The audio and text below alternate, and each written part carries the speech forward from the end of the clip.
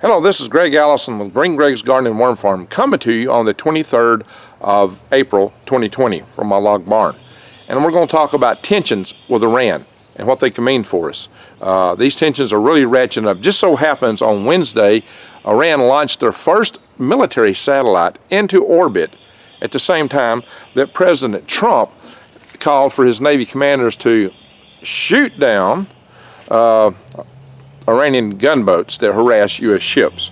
You know, that's kind of shoot down and destroy, he said. So that's kind of an interesting terminology. You expect us to sink ships, not shoot them down, but we know what he meant. That particular command from President Trump was in response to an attack or harassment, I should say, by 11 Iranian gunboats belonging to the Iranian Revolutionary Guard Corps Navy, which happened on the 15th of April. These boats were running around our ships and cutting in front of the bow on the stern, and they were running within 30 and 10 yards. Closest approach was 10 yards to one of our ships running by at high speed. Now, 10 yards, all it would take is a little, you know, if it's going by, a little maneuver and it comes in, you could have an event like happened to the USS Cole. Many of you may remember the USS Cole was attacked on the 12th of October, year 2000 by Al-Qaeda when it was in the port of Aden, Yemen. And there were 17 U.S. servicemen killed and 39 injured. There was a big hole in the ship, cost millions and millions of dollars of damage. So the whole purpose of this is to protect our sailors, our assets, our ships, but it is at the discretion of the commanders as to what they do and how they go about it. So we're also going to talk about these satellite launches. Be sure to subscribe to my channel if you're not already subscribed, because I do cover a lot of different news that you need to be aware of, to tell you that you need to be aware to prepare. Don't be afraid. Don't be scared. Be prepared. And I'd also do a lot of videos that you probably want to see telling you how to survive, how to eat from the weeds and the trees. I'll try to turn the camera real slow because I'll usually pan too fast. And you can see springtime is coming here in my swamp next to me. Birds are having a good time. So nature is in celebration, even though we are in consternation. So back to our consternations. Oh yeah, make sure you click the links below. And when you subscribe to my channel, click the update notification bell, bang the bell, click all, check my links below, support my channel, because I offer a lot of prepping support. You can go to prepwithgreg.com and you can get long-term food storage. We got a great deal on there right now, $100 off for a month supply. You can get all kind of prepping supplies at my Patient Supply through prepwithgreg.com. And right now it's planting season. You need to be planting a garden. You really, really, really need to go garden right now. Go to True Leaf Market link below and look for all kind of heirloom seeds. Heirloom seeds are what you need to plant, so you can keep replanting. You can grow indoors and microgreens. So check that out. I've done videos on those, and we'll probably go back to doing some more of those again. There is also my worms, www.greengregs.com. So Iran also launched a satellite on this day that Trump made that proclamation. Their first military satellite, and it's called Noor. Now bear in mind, it's not the first launch that Iran has ever done. Iran has launched other satellites. In fact, Iran was the 9th nation to launch into space a satellite. And Iran was the 6th nation to launch animals into space. Now their first satellite was actually launched in 2008, 17 August 2008, and it was a dummy satellite launched on top of a 2-stage rocket. Their first domestic satellite was called OMID. OMID is O-M-I-D, which stands for Hope in Farsi. So OMID was launched in February 2009, the 2nd February 2009. That's when they launched OMID. And they've been launching satellites, and they had actually paid for satellites launched previous to that. So OMID was, I believe, their second satellite that they actually owned that was operational. Iran has also launched animals. They have launched, their first animal launched was a couple of turtles, a rodent, and some worms. But they had graduated, and they've actually launched monkeys 2 or 3 times. So they've been launching monkeys. Now I think all their animal launches are suborbital, but apparently they have some aspiration of putting a human in the seat. So Iran is a country they can launch satellites. They can produce satellites. They can launch living creatures and recover them.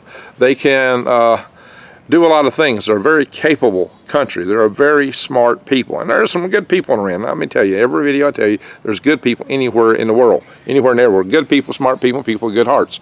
There's also bad people anywhere in the world. And it seems like they seem to gravitate to the top all too often. Power corrupts, and absolute power corrupts absolutely. So governments, especially those with absolute power, tend to be governments that you cannot trust. So that is what we have to look out for. Iran is an authoritarian government. All the people there are not happy with that. And there's a lot of good people in Iran who would love to see a more Western-style government. I hope that they will get their wish, but we have a lot of consternation going on in the meantime. I tell you these things because you need to understand Iran is no small potatoes to deal with. So if we get into a conflict with Iran, there's a lot to look out for. Satellite launch, for example. Well, a satellite launcher could be an intercontinental ballistic missile, by the way. A satellite also could be launched that could perform what we call a fractional orbital bombardment. That is wherein you might have a bomb and the satellite as it's circling over. It could release a nuclear warhead, but even without a re-entry vehicle, the most damage you could do from a satellite like that would be a EMP device. You could take out the power grid of the United States of America from a satellite easily. You can destroy this entire country. That's why I tell you, Iran is not someone that we want to take lightly. Now, it's estimated that it would be a year before Iran has enough fissile material to produce their own bomb. They have increased their fissile material, their low-grade nuclear uranium, from 820 to 2,250 pounds in just recent years. I don't know kg, I may have my units wrong on that.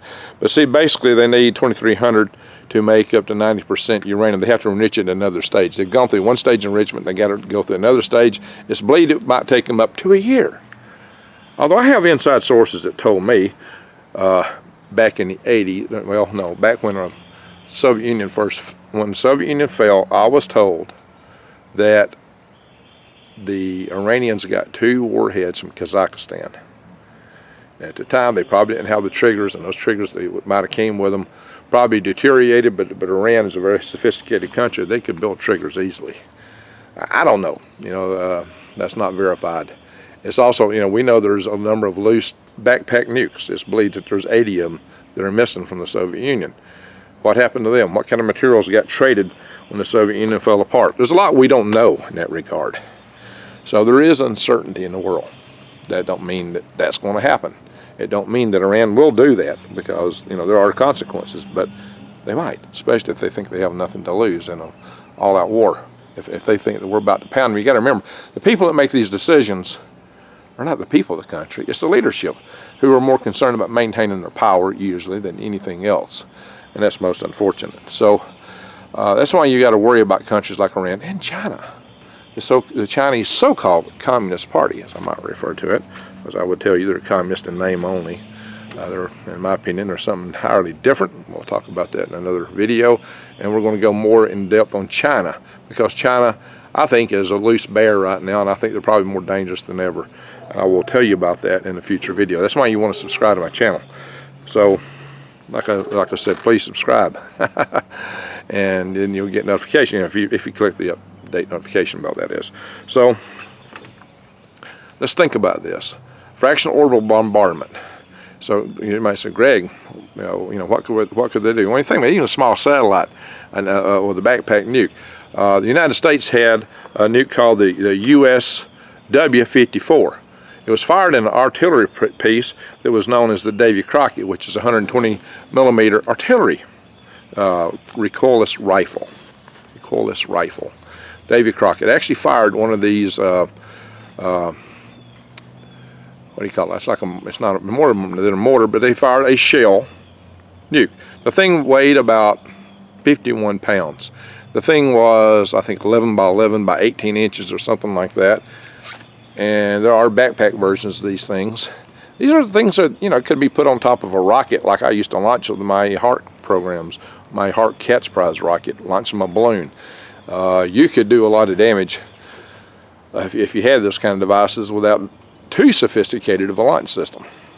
But the thing about a fractional orbital bombardment setting off a satellite is you don't have to have a re-entry vehicle. You don't have to have re-entry technology. All you got to do is get your satellite over the country and detonate it. That's all it requires. North Korea has the technology. North Korea has nukes that are of the appropriate size to create the kind of EMP that would be sufficient for an EMP superweapon. You don't want the largest nukes.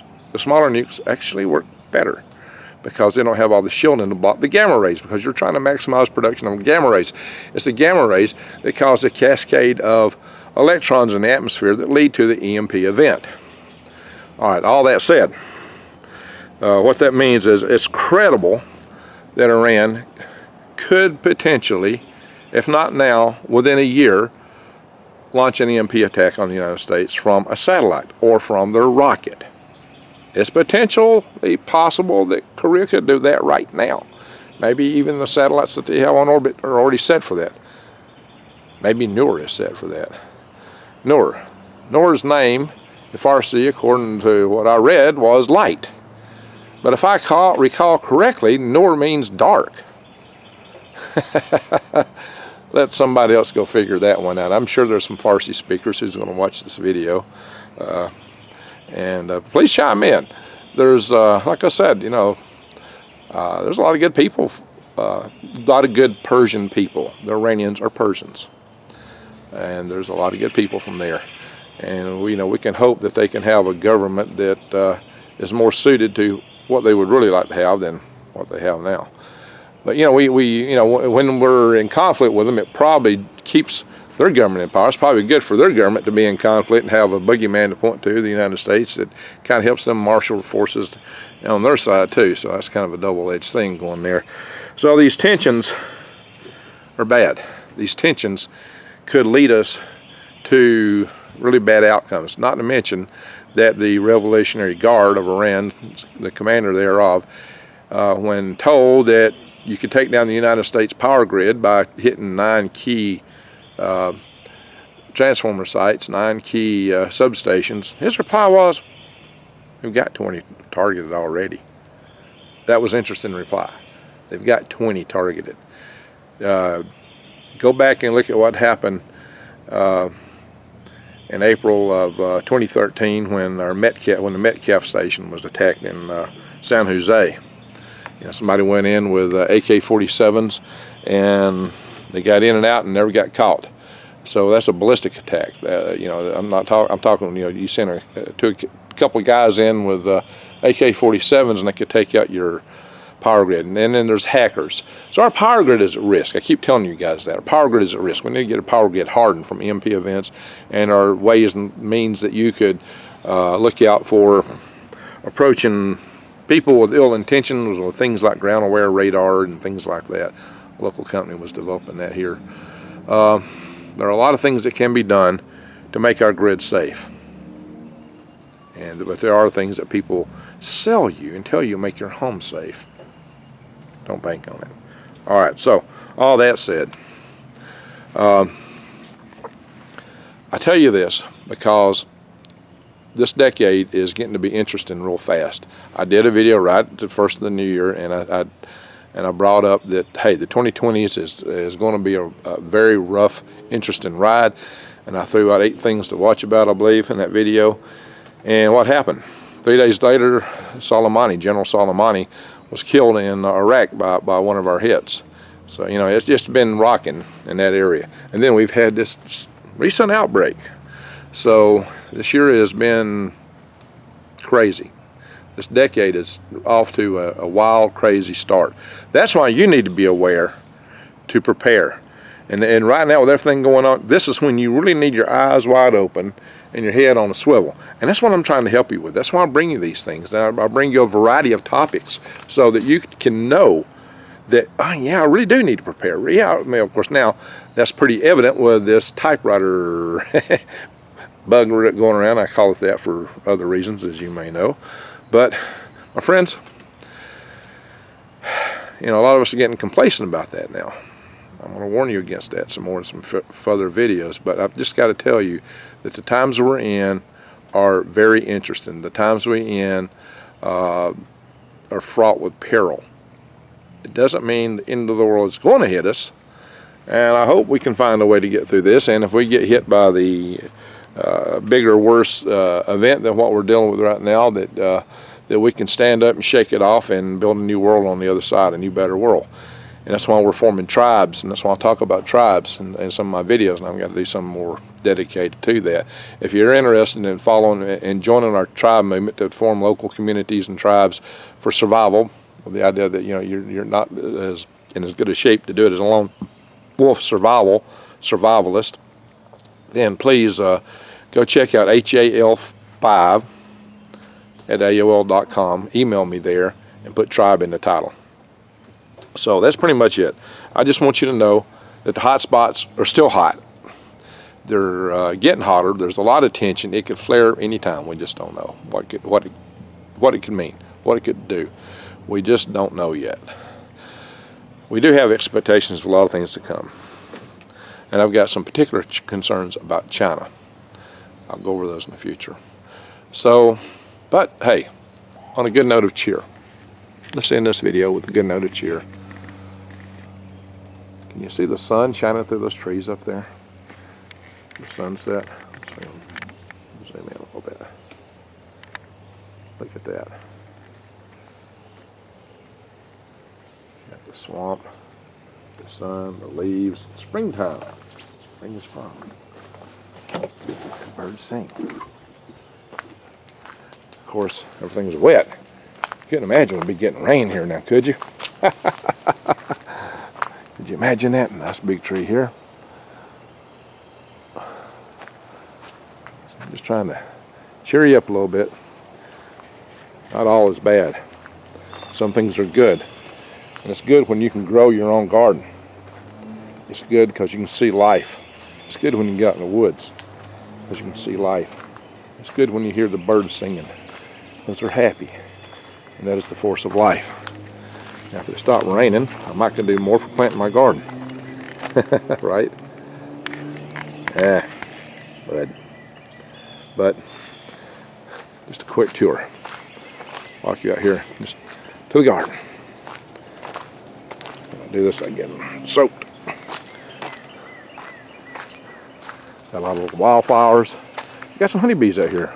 A friend of mine put bees back here. Look at my garlic shooting up. I've been planting some here. I got to get in here and weed it. The middle is now, but the bees love it. Got the garden up there. Greenhouse. My elderberry bush, one of several. Willow. Hey, I've talked about willow, right? So if you know willow, willow's your friend. And the sunset. And the skies. My friends, there are things to look forward to.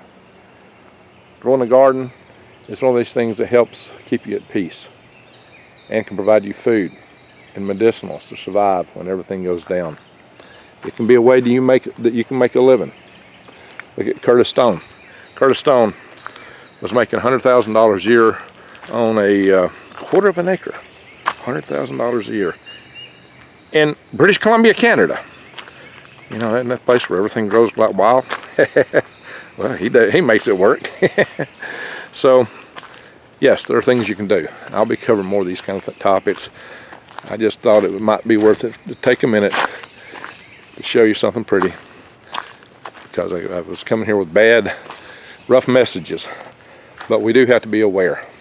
We have to be aware and be prepared. That's the best way to deal with it. And if it don't happen, then hallelujah.